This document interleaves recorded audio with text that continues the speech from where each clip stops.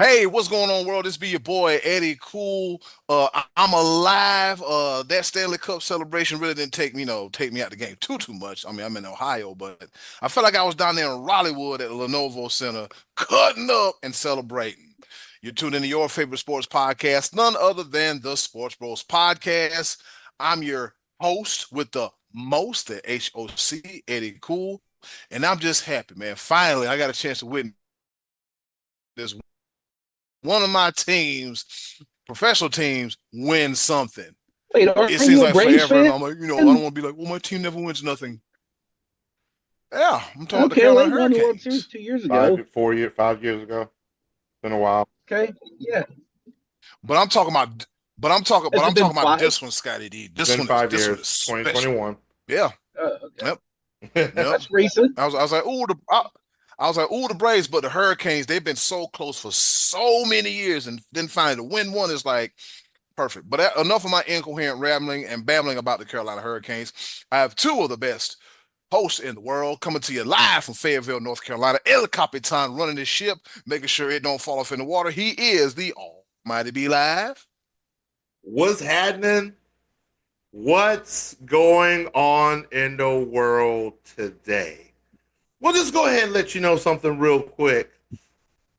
As Eddie Cool alluded to beforehand, he was all the way in Cleveland. Me, myself, however, I reside in Fayetteville, North Carolina, which is 1 hour away from Raleighwood. And if you have not been tracking our Facebook, the Sports Bros Podcast Facebook, I was in Raleighwood. He was there. Game 6. We want the chip. We want it, Stanley Cup. We want the cup. We want it. And I was there. I'm not going to talk all about it right now because we got to get into the show. Got to introduce the other guy. He's a Pittsburgh Penguins fan, so he's been doing a lot of hating. It is what it is. But he's joining us on the road. So let's go ahead and introduce the other guy, Eddie Cool, if you don't mind. And coming to you live in his automobile somewhere along a very bumpy ass Highway 17 in Horry County, South Carolina. He is the one, he is the pride of Washington, Pennsylvania. Ladies and gentlemen, right there by a Circle K gas station. Yes, my eyes still work. He is the one, the only, the money man, Scotty D. On the road again. Literally. Just can't wait to get on the road again. Literally. I am on Seaboard Street in Myrtle Beach, in the heart of Myrtle Beach. Oh, I know what that is. Yeah, there's some place for gentlemen to hang out down here. I just passed a couple of places for gentlemen to hang out. And I don't know anything about that, but yeah, I've been on the road the last couple of days. I was in Florida for a couple of days. Before that, I was in Myrtle Beach. Now I'm back in Myrtle Beach and headed to Pennsylvania. And back on Friday, I'll be heading back to Pennsylvania, or Thursday rather. So yeah, putting a lot of miles in, doing a little bit of summer vacationing, visiting some old friends, and along the way, I managed to watch a couple basketball games, a little hockey, a little cage fighting, and yeah. So congratulations to you guys for your team winning your little club won the little trophy thing there, and Not the club. your little hockey club won the trophy thing. Scotty D. The University of South Carolina has a hockey club, right? That's a hockey club. That's Yeah. a club. But I guess the Canes are an official NHL team, right? Yep. You know what? Ain't that what they always call hockey teams? Hockey clubs historically. Yeah, club hockey. Okay. There we go. I was like, is he taking a shot? Is he being serious? I'm like, no, they've always called them hockey clubs. So no, I'm being sincere. I'm very happy for you guys. We very sincere. We greatly appreciate it. All right, enough of us lollygagging and gallylagging. Let's go ahead and hop right into it. The top of the order. All right, let's get this. Thanks.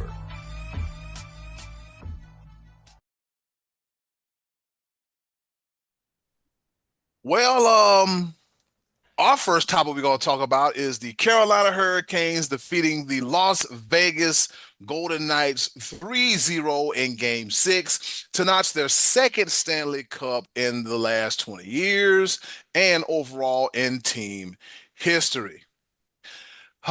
6 games against a very, very, very game Las Vegas Golden Knights. Be Live, let's talk about the epic performance of the bus, as they're calling him in Raleighwood, Brandon Bussey. Brandon Bussey just came in, and as they say, he was standing on his head. Let me preface this because one would take away from that Stanley Cup performance. Everybody's talking about our rookie sensation, Brandon Bussey, and he did a phenomenal job. But to only be talking about Brandon Bussey is a disservice because Freddie Anderson came in and he was 13-1 in the playoffs. He did 2 sweeps, mind you, and then a 5-game series, and then he it was a 13-2, and put that back in perspective. 13-2, 13 wins, phenomenal performance, and then he got hit in the head. He got hit in the head, and clearly you saw that he was a little disoriented, and I don't think they ever announced it as a concussion, but he ended up not even dressing out. He wasn't on the roster for game 3 or game game 4. He got replaced in game 3, and then 4, 5, and 6 he wasn't even on the roster. So if it wasn't for Freddie Anderson, Carolina might not have been in this position. And Rod Brind'Amour made a decision to go with the veteran as opposed to the rookie in a high pressure situation, and it worked. And then Brandon Bussey came in and said, "You know what? It's my time to shine," and just put the hammer down. He was the wall in front of the net and made incredible saves throughout the series. And he is literally a household name in Raleighwood. I was there. Every major save he made, Bussey. It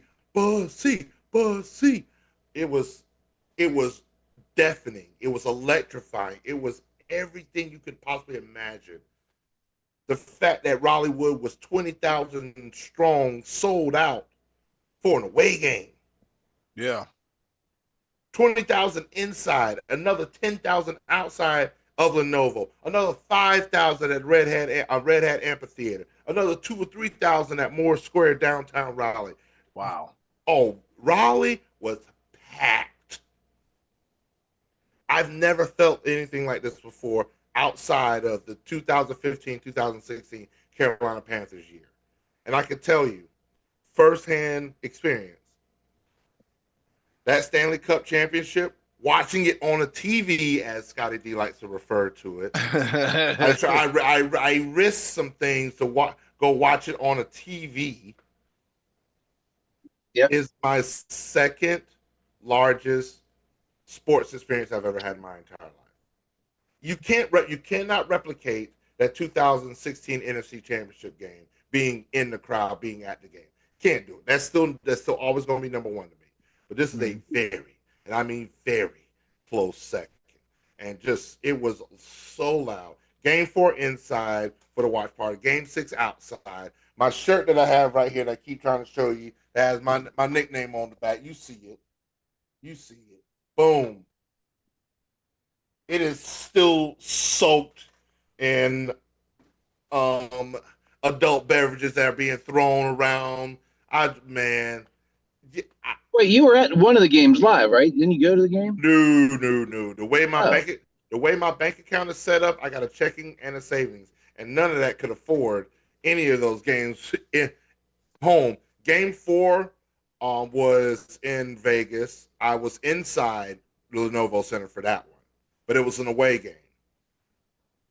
So how much you pay for a ticket for that? $10. That's a deal. That's a good damn deal. And free parking. Oh, that's a better deal. And I calculated how much that seat I had would have cost me if it would have been a home game. It'd have been $2,300. Because not only did I have, it was one of the club seats. I had a private screen. I had the I had table one too. at your house. At the Yeah, house. I did it private. It was $10 cheaper than yours. That man, Parking was the same. you already know that my experience was way better in this environment than it could have been anywhere. Man, it was electric, and just being amongst and game 6 being outside, I felt like in my 20s, one quick moment, and Oh boy. then everything started to hurt again. It started, wait a minute, all right, can only do so much. Let me take a deep breath. The room's Can't starting to spin. It ain't because I only had one beer, even though Scotty D has labeled me as a raging alcoholic. that is not true. I am a raging caniac. Yeah. Oh, that is very true. But man, just hats off to the Hurricanes organization as a whole for what they put together. They literally made it a memory, an event. It was everything you can imagine. Just like only thing that it wasn't is that we didn't have the game there, but every bit of the experience, the sounds, the DJ, every bit of it, you felt like you were actually at the game. And I would, if they ever were to do this again, highly, highly, highly recommend it. I will be right back there. Like this almost gives me the desire to actually want to buy a Stanley Cup ticket. Just like this is a bucket list thing because you can think high and dream high and big and stuff like that. I don't know my bank account ever been that big to spend that much on one ticket. But to experience what I experienced, I feel like I have to do it one time if the Hurricanes make it again. But I was there when they clinched the Stanley Cup. Ooh, what a feeling! What a feeling! Be Live, you should have saw me over here in Cleveland. I ain't gonna lie to you, I had a half a libation, and I'm looking at the screen. I said, okay, they go to first goal. And by the way, they try to take my man. What's his name? Taylor Hall. Mm-hmm. They tried to take him out in the first quarter in the first period. They did not win out of him, but he came back, boom, on the next shift and scored a goal. And after that, who scored the second goal? Be Live, if I'm not mistaken. I'm drawing a blank. But anyways, they scored the second goal, and I was like, oh, did you know at one point of the game, I think between the second and going into the third, they held Vegas to 0 shots on goal for damn near 30 minutes. Yeah. Oh yeah. We Yeah. wasn't having it. No, well, they were not having it, and I was like, yeah, and then PK Subban, he was like, look, he's like, Carolina wants to win it tonight. They're not trying to go back to Raleigh. They want to win it right here in Vegas tonight. Vegas needs to wake up. But how about that 3-man crew of Steve Levy, PK Subban, and Mark Messier? I love that crew. I like that crew, man. And so I was so happy, man. And as soon as they pulled the goalie out, I got a little nervous. I'm like Scotty D. I got a little nervous, y'all. I got a little nervous. You got an extra attacker on the ice, and at that point in time, I think Vegas was out of gas, and they were hoping that something hit. It hit all right twice off the crossbar, but as soon as that thing said 5, 4, you look in the foreground and you see the guy celebrating 3, 2, 1. This whole desk got flipped over almost. I think I shed a tear too. I think I shed a tear because my Raleigh towels over there on the couch.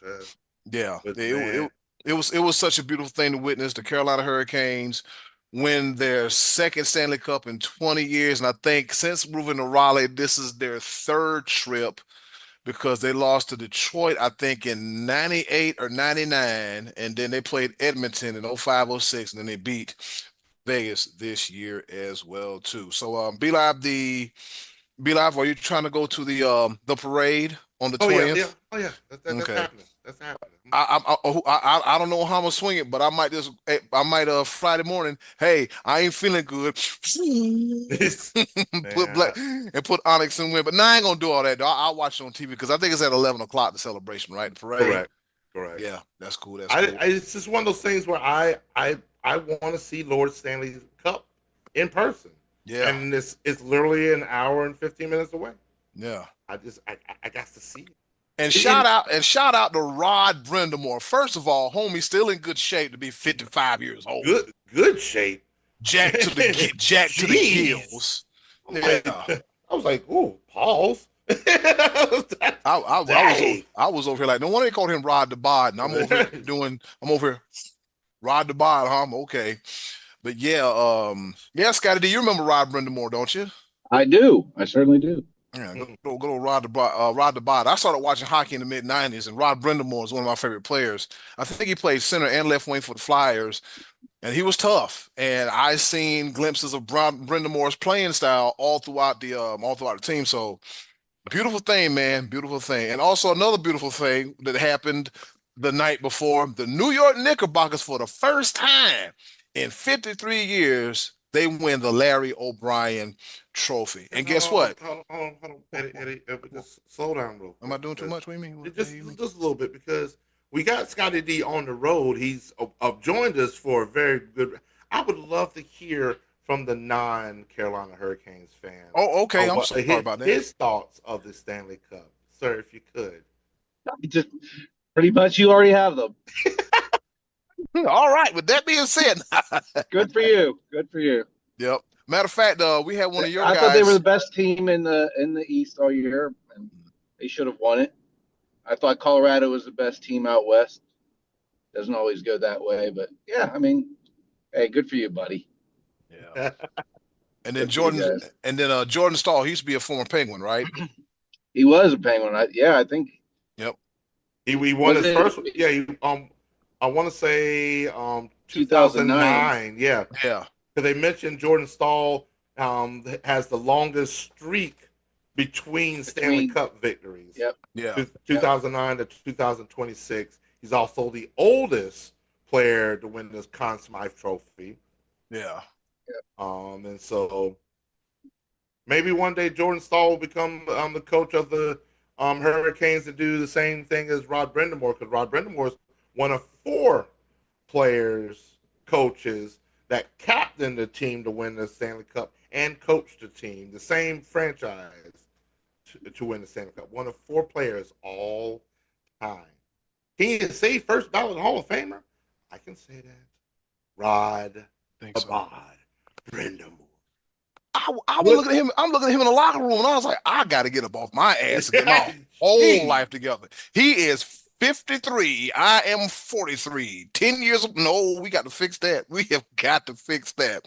All right, so moving back to the New York Knicks. The New York Knicks, they defeat the San Antonio Spurs in 6 to win their first championship since 1973.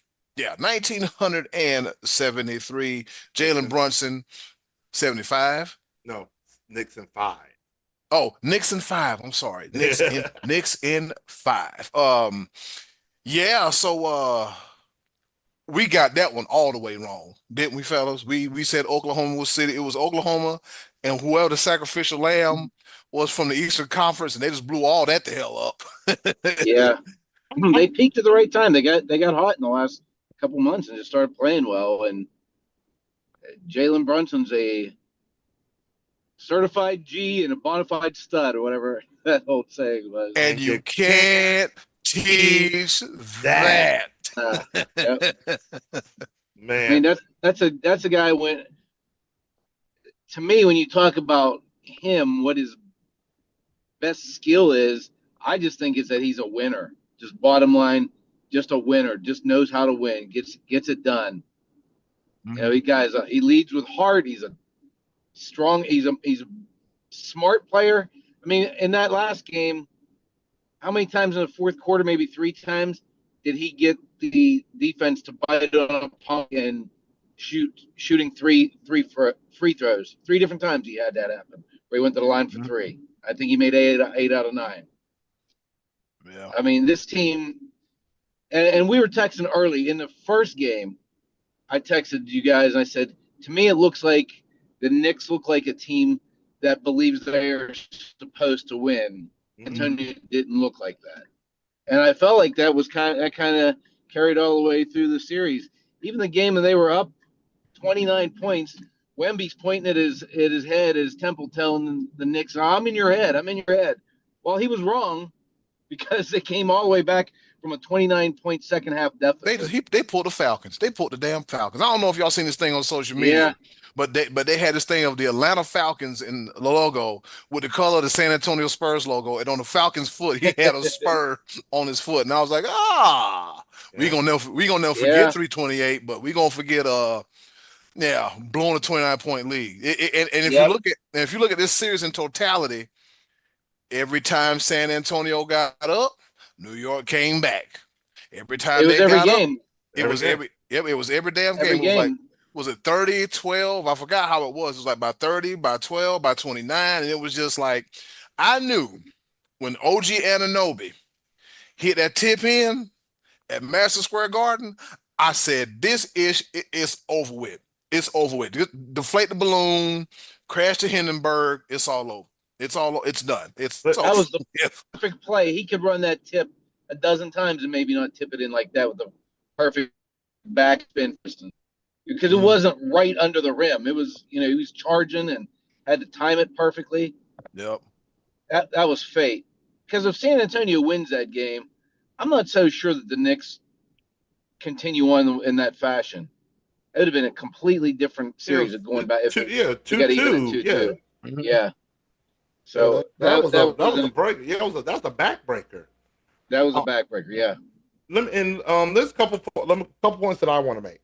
Now, if I were to tell you that one team led in that series 72% of the time, wouldn't you say that that team was winning or would have won the series? Mm. You would think they wouldn't have lost 4 out of 5. 72% of the time, the Spurs had the lead and lost 4 out of Yeah. 5 games. Mm.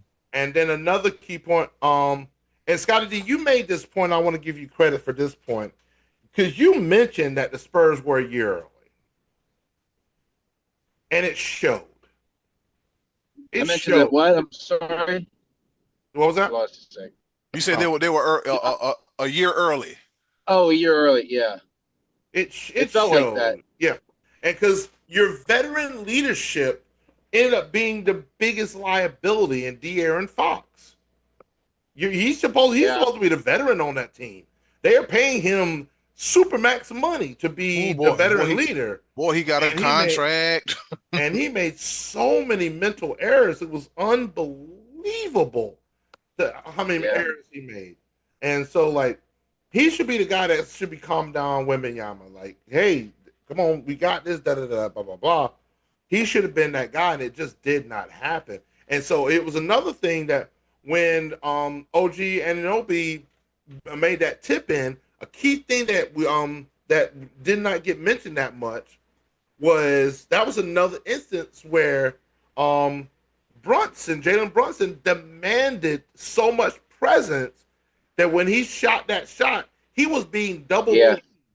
Yeah. And the person that was double teaming him was on OG Anunoby, and that allowed OG Anunoby to go to the goal unfazed.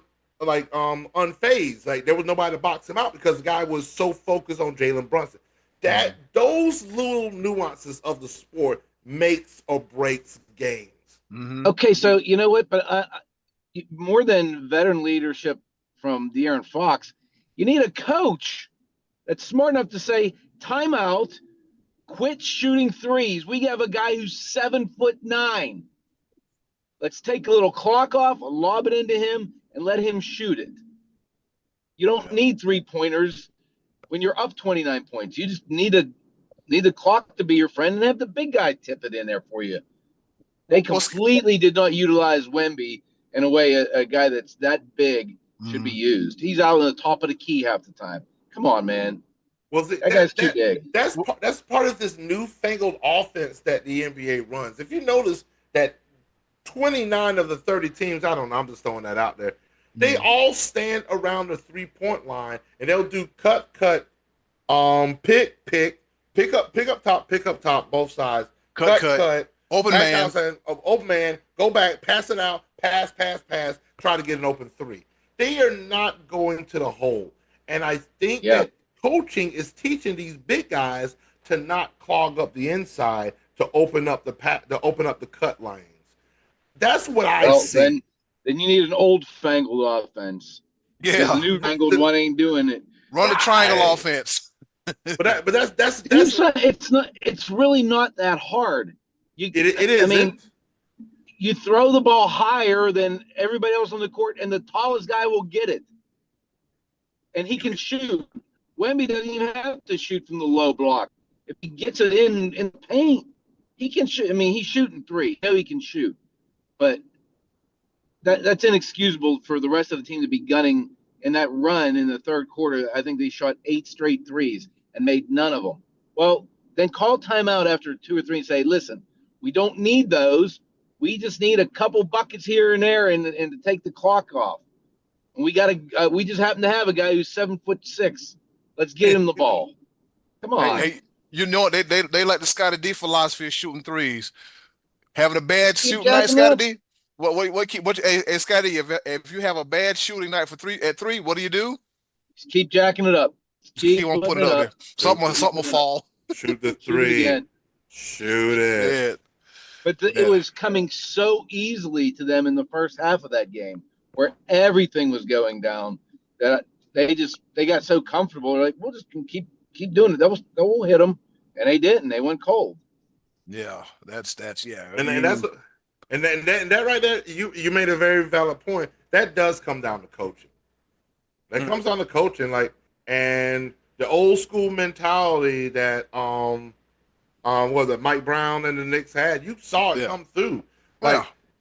One thing they said, we gonna bully him a little bit. You're not gonna be able to finesse your way through this series. Let's start there. And yes, they were hitting everything this side of the Mississippi in that game that they were up by 29. They could not miss until they did, and then they missed in bunches. And and it's one of those things. This is I'm gonna look directly in the camera, and hopefully Victor Wembanyama will see this. Keep your head up, young man. You are a bona fide superstar. Keep the negative noise out of your head. They're gonna be talking about when you didn't shake hands and you didn't do this and you didn't talk to the press and all this. Oh, you should have shook hands. Well, of course. The thing about this is that is the thing. There's going to be a learning opportunity for you. But I want to say this directly to you. During this off season, get in the paint. In the gym. I'm gonna need another 25 to 30 pounds on you, and you will literally be unstoppable. I need you to get comfortable in the paint. Well, he's 22 years old, right? Right. Mm-hmm. Yeah, I mean, those 22-year-olds don't weigh what their body fills out to be. He's going to naturally fill out, but he does need to, I think, get a little bit more weight on him by way of adding some muscle. The thing about it is he's got to get comfortable in the paint. He's got to get comfortable getting banged up in there because you have such an advantage. You're using that advantage to shoot over people 28 feet away. Those are not high percentage shots. And you could clearly see that's what the team needed when the lead started to slip away. And it slipped away from you numerous times because they did not have that option. Wemby was supposed to be that option as the big guy to make high percentage shots. He is not part of his arsenal because he's not going to get in there and bang. He's gonna dribble, step back, and shoot a three from the logo. Yes, it's wonderful when you make those, but that should not be. First of all, I don't need Wemby to be shooting a 3-pointer as the last shot of the game ever. Get your ass down there in that paint. Get these guys in foul trouble. There shouldn't have been one game that Karl Anthony Towns was not in foul trouble. I'd have forced him to get up. Put some work in, but the thing about this, Karl Anthony Towns outweighed him. Yeah, and he bullied him.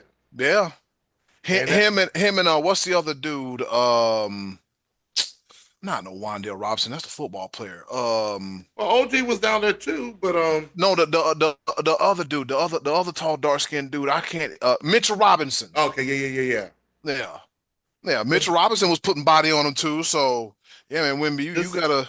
Just get in the gym, give me a little bit more weight, and get comfortable in the paint. Once you get comfortable in the paint, you can still shoot those threes. I'm not even mad at that. Stretch out the defense. That is the new way of the NBA. I'm not that old that I can't recognize that. Mm. But I want you to expand your game, because guess what? You became predictable. Yeah. They knew that they could bully you around down low, and you eventually would step out and try to do those things that you feel comfortable doing, which is shooting 28-foot 3-pointers, which no guy at 7'4" should be comfortable doing. Glad you can do it. Yeah. I need you to bang, my boy. I need you. Hey, I know two people he need to work with during the off season, and don't laugh. One of them makes sense. The other thing gonna be, Eddie, you sure about that? Yes. He need to work with Akeem Olajuwon some more, and then he need to work with Charles Oakley.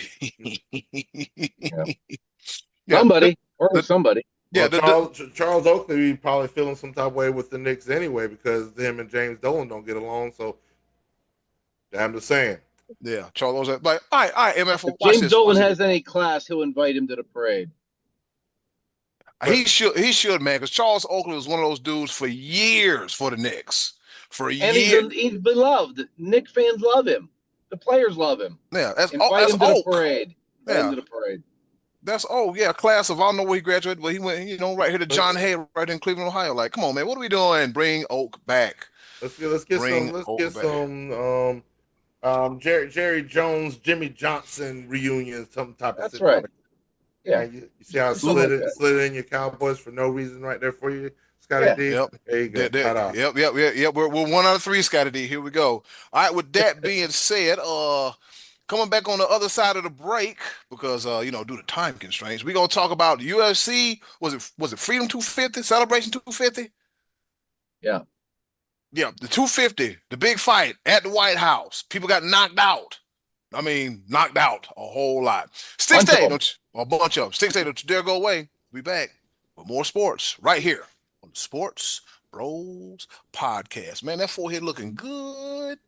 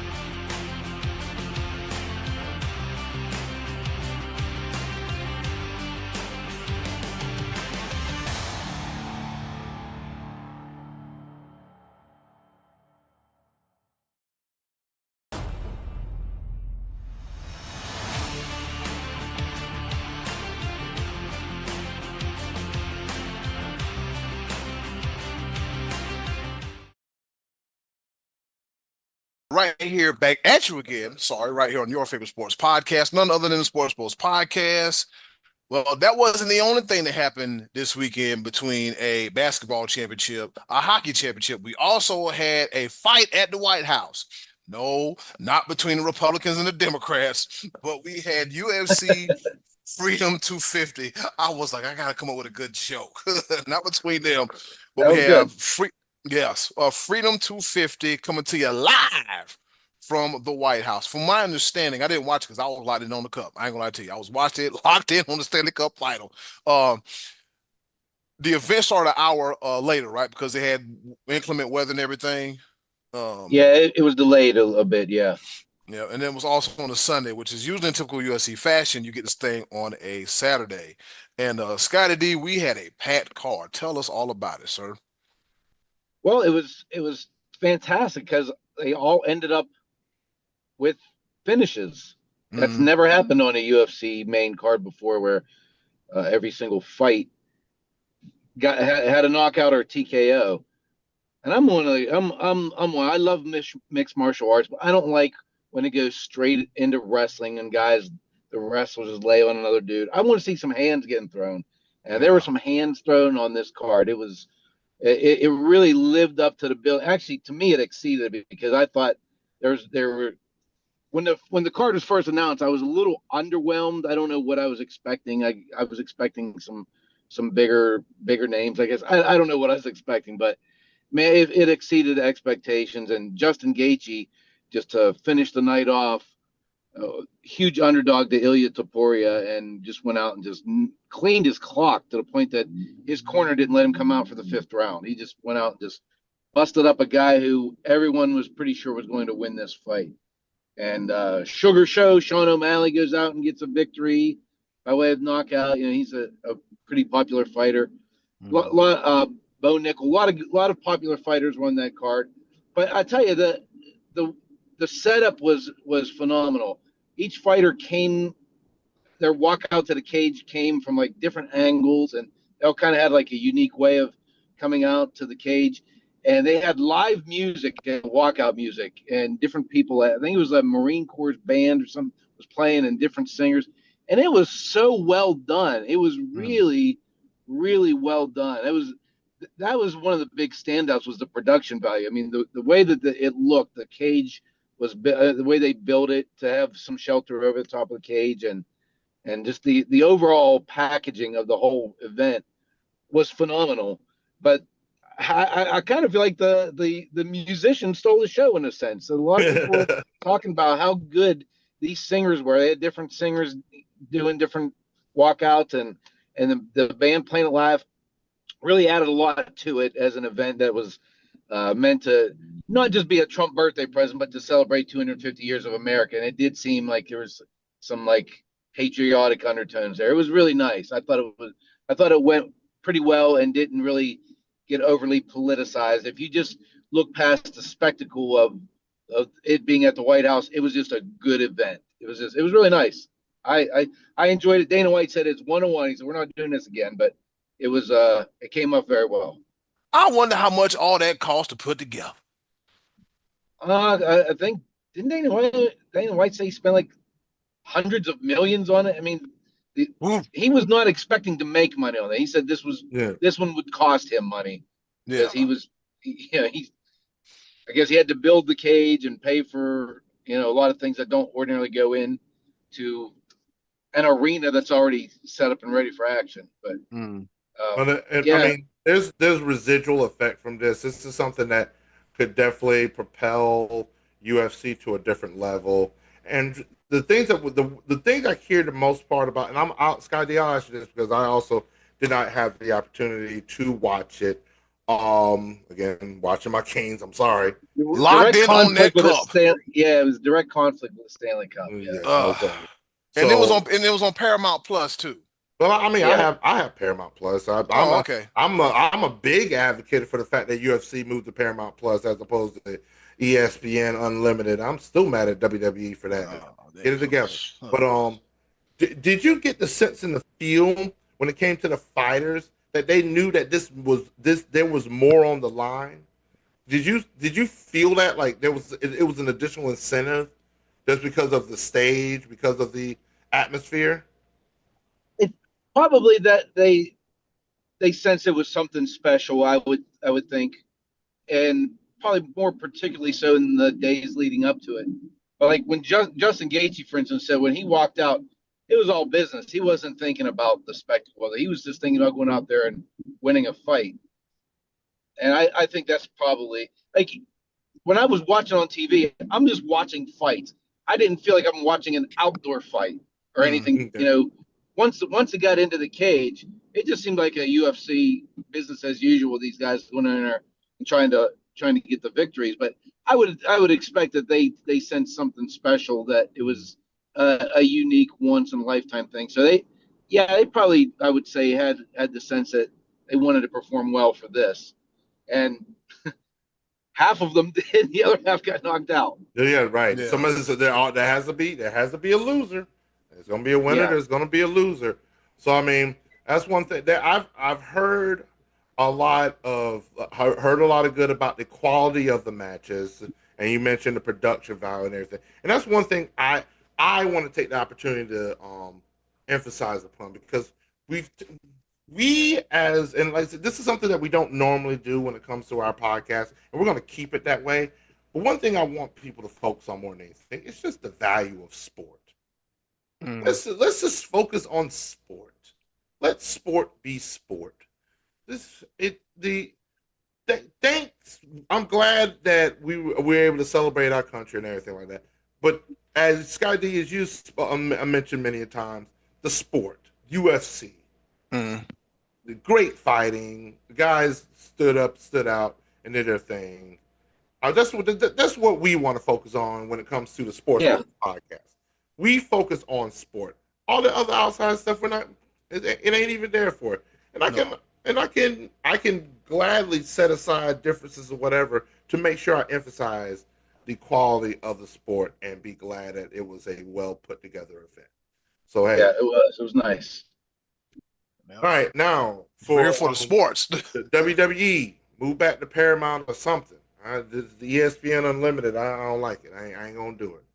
I just don't understand that package. Like, okay, like I still have cable, and I'm kind of glad, because if you had DirecTV, you caught hell trying to watch the NBA and the Stanley Cup Finals. But I guarantee you, in typical, big merger fashion or big corporation fashion, all this will be cleared out by football season. I just don't understand. I would love to be a fly on the wall for those negotiations. I really would.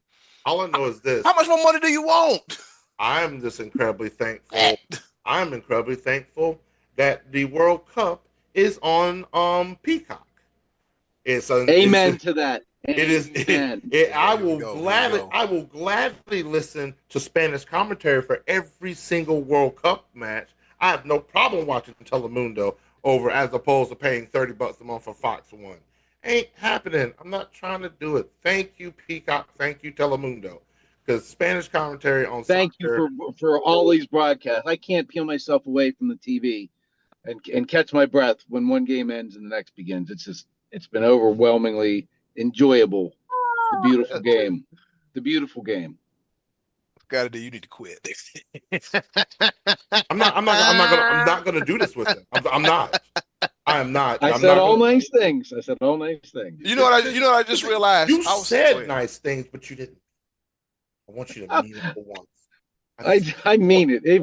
okay. It was it's it's really a splendid event. You know what I just realized when I was what was I doing? I had a conversation with someone yesterday. I said, "Do you realize? I know we hopping in between sports. Do you realize that the NFL will have a game on ABC, ESPN? Don't really count because that's the same family. Fox, CBS, Netflix, Amazon Prime, and I swear I'm missing out something. NBC. NBC. And NBC. And then Seven, and the huh? Sunday tickets on YouTube, and Eight and play. also and on a couple of games on YouTube. n- I think they snuck in a couple games on Nickelodeon. Yeah, they stuck him in on Nickelodeon. That's part of what the Viacom was. It CBS Viacom, Paramount. Paramount, and all that. So you get to watch football on 9 different damn networks this upcoming season. Are you for real?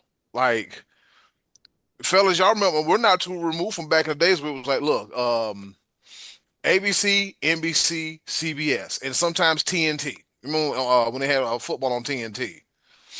But man, it's wild. It is it is extremely wild, extremely. And let me go ahead and say this real quick, which is also completely off topic, but it really isn't. Fox, hear me and hear me now. Uh-oh, you better listen. If you change the way my Roku is set up with this $22 billion acquisition, we gonna fight. That's all I gotta say. Didn't they buy Tubi? No, they bought Roku. They bought the streaming platform Roku for $22 billion. Please, I like watching old episodes of Law and Order for free. And the Steve Harvey Show. Can we just keep it the way it is? Tubi, thank you. I don't want to pay for everything. Yeah. I gotta watch enough advertisement as is. That should pay for most of it anyway. Oof. And thank you, Telemundo, for not showing advertisements during the hydration breaks. That's not what hydration breaks are for. Stop trying to make money off of everything. Everything. All right. Do they stop the clock during the hydration break? No. No, they don't. Okay. Now when they go to halftime, they stop the clock. Hey, Eddie, cool. Well, it means Scotty D's paying attention to the World Cup. They don't stop the clock. They just keep counting up. He was watching. He's watching. He wouldn't know that unless he was watching.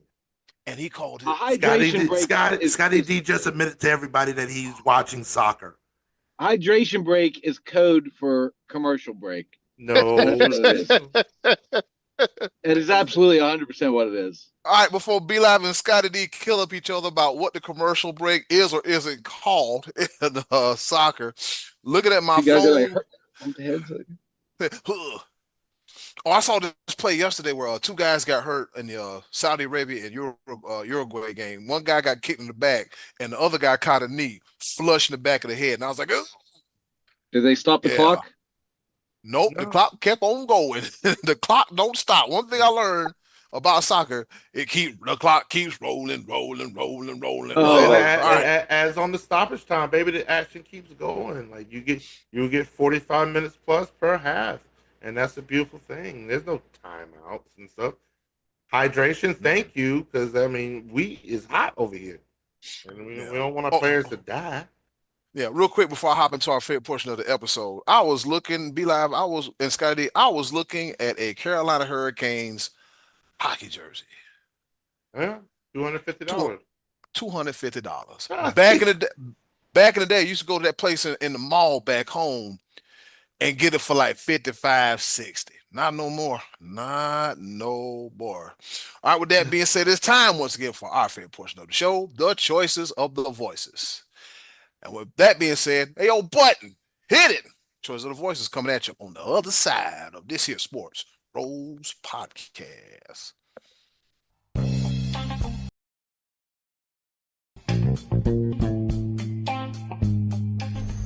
And now, our favorite part of the show, the Choices of the Voices. Posted it earlier. Yep. Once again, thank you to the wonderful and ever so near somewhere around here, Miss Button. Oh, that's right. You're down there somewhere. For introducing our favorite portion of the show, the Choices of the Voices, we ask y'all a question, you give us an answer, and we talk about it right here on the Sports Bros Podcast. It's going to be short and sweet this week, so let's go ahead and hop right into it. Scotty D, what is the question for this week's Choices of the Voices? Well, I asked who do you think is the NBA's best player right now, and answers may have changed since I asked it after the events of this past weekend. All right, so let's see. Who do we get? A couple people answered this. Yep, you're right. A couple. All right, so here we go. Will Georgia, he said Joker, but Wemby will be that guy soon. And then, I agree. Yep, and then Nate Yo Regatti, he says Wemby. All right, so we got we got 2 for Wemby. Yeah, we got 2 for Wemby so far. We didn't get a whole lot of traction this week. On this week's Choice of No. Voices, we took a break. We took an extended break. 'Cause we Yeah, some it's we some big summertime. People we aren't some paying attention busy to it. people. Scotty D is covering baseball all over Western Pennsylvania. B Live is making it happen with the Woodpeckers. Me, I'm just trying to make sure I get better and get my forehead back in good shape. Shut up, B Live. Say nothing. It's automatic. I say so my forehead, shut up, P Live. No, I love you, brother. I mean, I wouldn't have it any other Oh way. yeah. So yeah, so with that being said, B Live, who, in your opinion, is the current best player in the National Basketball Association? This is gonna come with a little shock because I thought about this. I thought about this a lot, and so I just saw the picture of Bronny. Scott, shut up. But go I ahead, B I, Live. I wasn't gonna mention it because I wasn't gonna mention it because that's what he wants us to do. He does these things just to get it, just to rile us up. I saw it. I said, "This mother." All right. Mm-hmm. Mm-hmm. I see what we're doing here, but then you went and mentioned it. But It's two. there's a guy on that same team that I consider to be the best player in basketball right now. I think Luka really is because you clearly see you saw a difference in a Laker team that was led by Luka and a team that wasn't led by Luka. A team that was led by Luka had a very strong chance and a possibility of going through those playoffs. I think they were better than San Antonio and OKC? Not necessarily, but I think that they would have. I think they would have made enough noise. But Luka being hurt the last part of the season and was never 100% during the playoffs, it showed. And so that type of production value, Luka led the league in scoring. You've got to give him credit on that. He was like it is, and on a team that has a bona fide mega superstar, some consider the greatest of all time, definitely top 5 in almost everybody's list when it comes to LeBron James. And Luka is the clear, pretty much the leader of that team. You got to give credit to that. Yeah. LeBron is even to the point where he's understood that, and that's when the Lakers are absolutely the best. Is when LeBron recognizes that Luka is the leader of that team, and they gel a lot better. Now, can he improve a little bit on the defensive side? Absolutely, but we've clearly seen for the most part that defense is not necessarily needed to be a strong point. Wemby does have that, but again, I need Wemby to get. I need to get that weight up. Wemby, you get that weight up, you clearly become the best player in the league. But as of right now, the spirit of this question, I'm SGA. I'm sorry, bro. You and your flopping. I'm Oh sorry. Lord, That you cancel that out for me. I don't care how many MVPs you got. Hey, Joker, you've got 3 of them MVPs, and you definitely up there. But I saw some. I saw a little bit of your decline. So when it comes to the spirit of the question right now, and Joker want to fight people too. Now he wants to yeah, fight people. the best player I see in the NBA right now, Luka Doncic. That's where I'm at. Yep. Scotty D, what say you? Best player. That right was now. an unexpected answer. I didn't expect that. As much as I like Luka and the Lakers, I think the defense is a detractor for him, and the fact that I think sometimes he eats up shot clock and takes shots instead of letting the ball move around the offense a little bit. But there's no denying his skill level is at the top of the league. And in the heat of the moment, it's hard to not say Brunson because the dude just scored 45 in the championship clinching game. I mean, Yeah. you got to elevate him. He's got to be up there. I still think SGA is my answer in the grand scheme of things, flop or no flop. I just think he's too good. He's too athletic. He can shoot. And it wouldn't shock me if they were right back there again next year, if they knocked off San Antonio. I think these two have a Western Conference rivalry beginning to brew here between those two teams. And I do think the Spurs will be back. I do think Wemby will win not one but multiple championships. But I think SGA and his boys could still get it done next year, and it's because he's the best player in the NBA. You got Eddie Cool? I'm gonna have to roll with SGA, but he's got to do something about the damn flopping. That flopping is it's kind of like, let me see. I compare flopping to a bad habit like, I don't know, smoking cigarettes. I used to be a former cigarette smoker. Eventually, you don't like the way the smoke smells. Your woman ain't gonna kiss you in the mouth. And everybody gonna call you Newport or Marlboro or some kind of funny name to indicate that you smell like cigarettes. So he got to get rid of that bad habit of flopping, man. Like I understand trying to draw contact, trying to draw a foul. I mean, he's athletic, he's good, he can shoot the ball. He's not too flashy. He's a breath of fresh air in the game, but you got to do something about that damn flopping SGA. Off every time you flop. No, you gotta do that. But yeah, I'm gonna have to throw SGA, man. Like you said, Brunson put him up there. Luca, yes. I'm trying to see who else. To an extent, Ronnie. no. No, no. Jalen Brown, special what he did minus Jason Tatum without him doing a good portion of the season. Bronny, no, I'm joking, but it's SGA. It's SGA. I would say it'll be Shea Gilgis Alexander. Stop the flop. Stop the And flop. Chet Holmgren, that advice Oh, there go I another just one. that I just gave to Wemby. You take that same advice. Get your weight up, my dude. You is way too big to be that skinty. You need a sandwich in your life. Life. A ham and cheese up in Your life. Pastrami in your. Oh, I'm sorry, I got a little carried away. But yeah, man, Chet Holmgren. He another dude that need to go to that school of train, Akeem Olajuwon School of Footwork and Charles Oakley School of Toughness.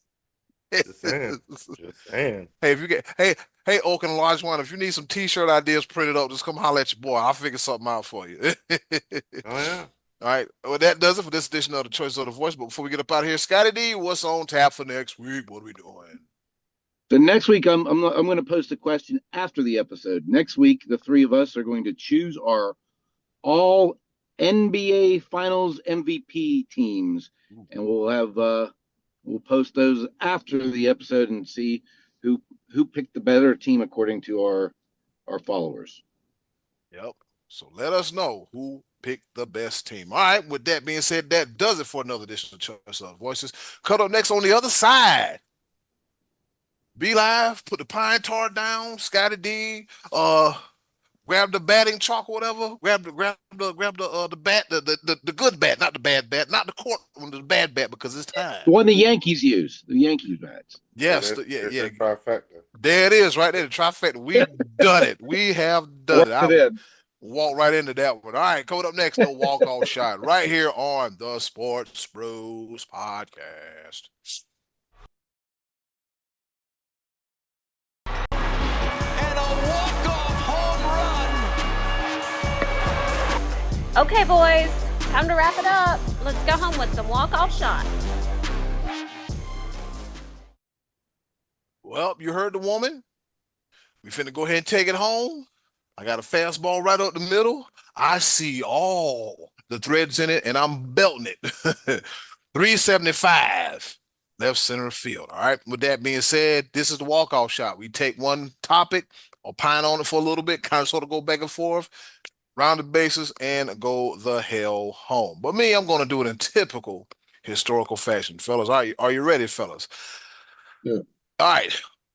On this day in history, back in 1909, a long time ago, guess what happened, fellas? What happened? What happened? Jim Thorpe, often considered as the best athlete ever, makes his professional baseball debut, be live, guess where? For Rocky Mount of the Eastern Carolina League in a 4-2 win, causing him to forfeit his gold medals. I mean, you guys know how that goes. Hey, if you're going to be pro, you got to be, back then it was, if you're going to be a pro, you can't have amateur status in baseball. So you winning baseball games, and you're turning yourself pro. Yeah, not gonna work. But back in the day, the Olympics were amateur sports. Yep, so. Amateur sports. Not as much now. Not as much now. So yeah, Jim Thorpe, another one of those best to ever do it. Makes his professional baseball debut for Rocky Mount of the Eastern Carolina League and wins 4-2. That was another guy. All he did was win, no matter what. Over to you, Scotty D. I was happy for you guys. Your team won a championship. I was happy for Knicks fans. I've had teams before that won championships, and I've never been happier than when that happened. I've never been so happy that my team won that I decided to set a school bus on fire. I just don't understand the mentality. Be happy when your team wins. Drink a little champagne, high five, hug. Don't set school buses or anything on fire. Do better, New York. Do better, America. Over to you, Be Live. You know what? I never understood. We gonna celebrate and we gonna tear the city up literally. You throw some beer in the air, throw some water in there. I mean, this man. Wow, my third and final. Yeah, this not a punch and a bus front, but go ahead, Be Live. I'm sorry. Don't be beating up fans of the opposing team. Like what? Throwing eggs and who raise y'all.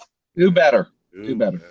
God. So I think I've talked ad nauseum about my experience in Raleigh, so I won't do that as my third and final. My Atlanta Braves still leading the MLB in wins and such. I could talk about that, but I got the greatest of news earlier today, and I'm just gonna finish off with this. Na na na na na na na na. Hey, goodbye. Brendan Sorsby, you gambling mother. Goodbye and good riddance. This dude here. Good Lord. All these court proceedings and injunctions and stuff for him to finally say, oh, you know what? I'm going to enter the supplemental draft. You know why? Because, dude, you ain't had no business even having any type of eligibility to start with. And then all the gambling that you did, you should be banned from the sport altogether. We're setting a very, very dangerous precedent when it comes to collegiate athletics. This won't be the last time because gambling is so prevalent in society now. And the status of the NCAA is so weak right now with so many court injunctions and stuff like that. Get NCAA, please get your life together like it depends on it because we need collegiate sports and we're losing the battle. Man. I'm so glad that Texas Tech and Brendan Sorsby are no longer a thing.